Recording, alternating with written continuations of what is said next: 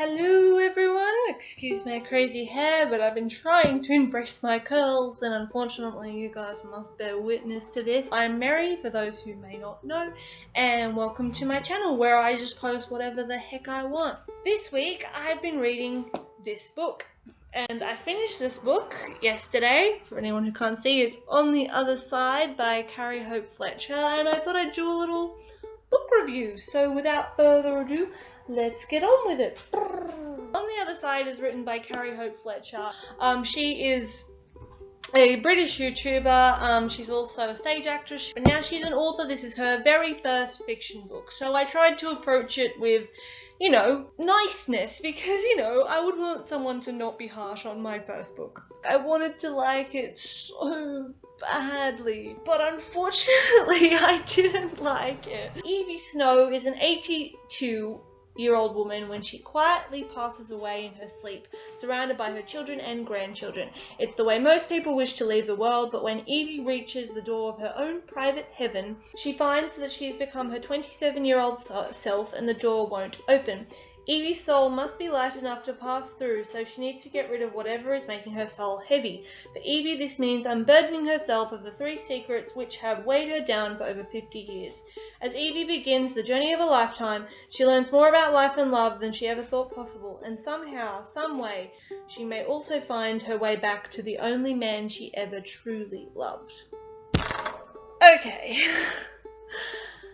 I didn't like this book for a lot of reasons. The number one reason is I didn't like it because it was so self-gratifying.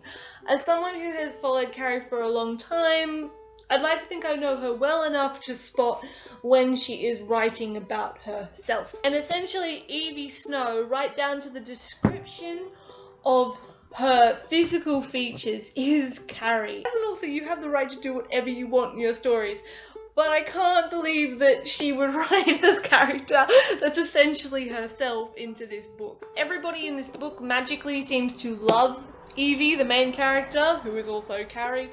Everyone seems to just adore her. She does no wrong, this character. It made me uncomfortable, especially during the lead up to the sex scene, because all I could think of was, you are imagining yourself in this situation. Sort of uncomfortable. The structure of the story is really odd.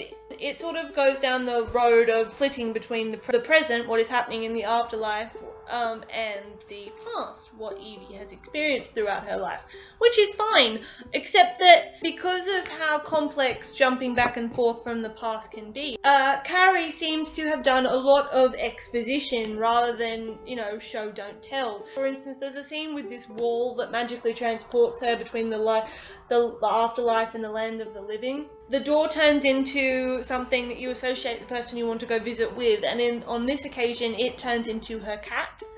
And because we've never met or heard about this cat before this scene, she sort of stops in the middle of the scene, in the middle of the wall turning into the cat, and explains what happened to the cat and why the cat is significant, and then sort of goes back to the main story.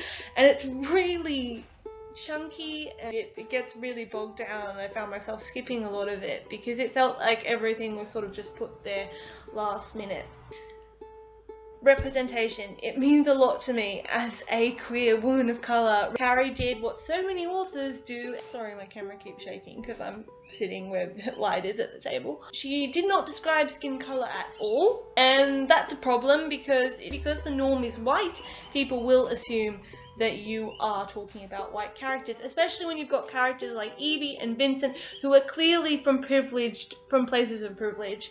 Which brings me to the next point. There is a scene in this book where Evie is sitting on her date with Vincent, and her inner monologue actually revolves around the fact that, oh, woe is me, I'm 27, have never had to work a day in my life, but oh, woe is me because I want to live, not just exist. Yes, acknowledging your privilege is one thing, but if you expect me to feel sorry for you as a well-off white woman who is currently living in an apartment completely paid for by her rich parents, working at a job she only got because her father could bribe the paper, you expect me to sit there and empathize with you because you want to live your own life in your heterosexual boring ass relationship.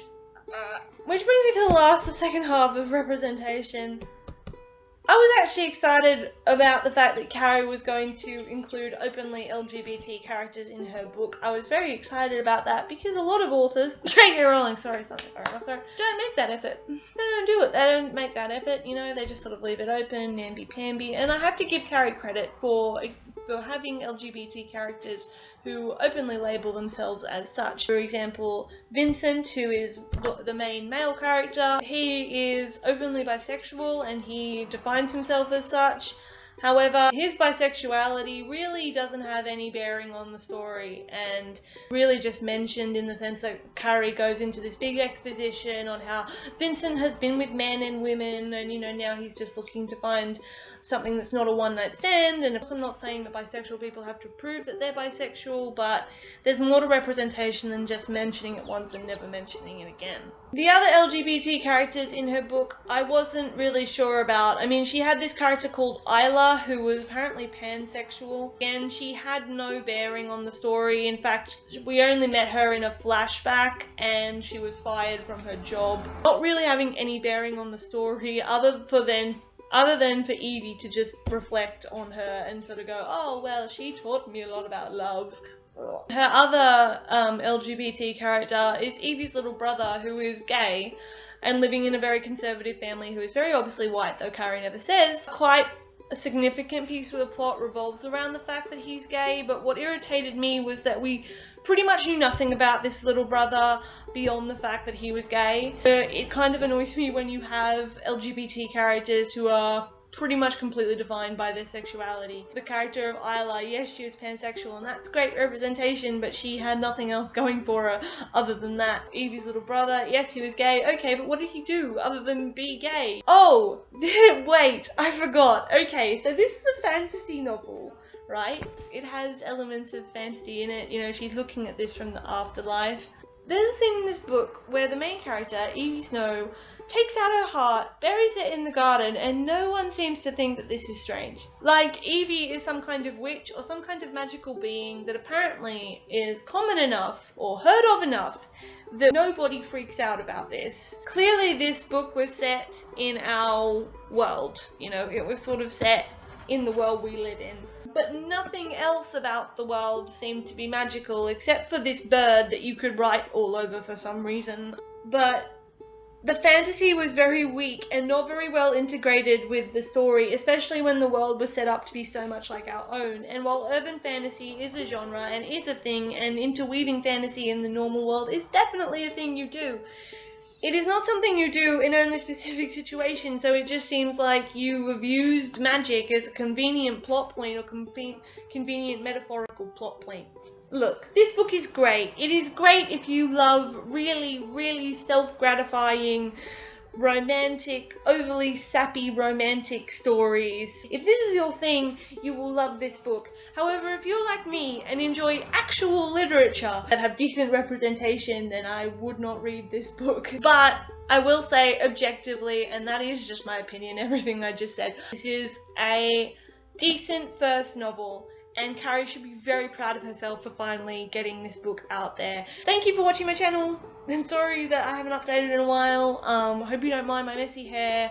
If you like this video, please give it a like, and I will put links to other places you can follow me in the doobly-doo down below. Thanks guys, bye!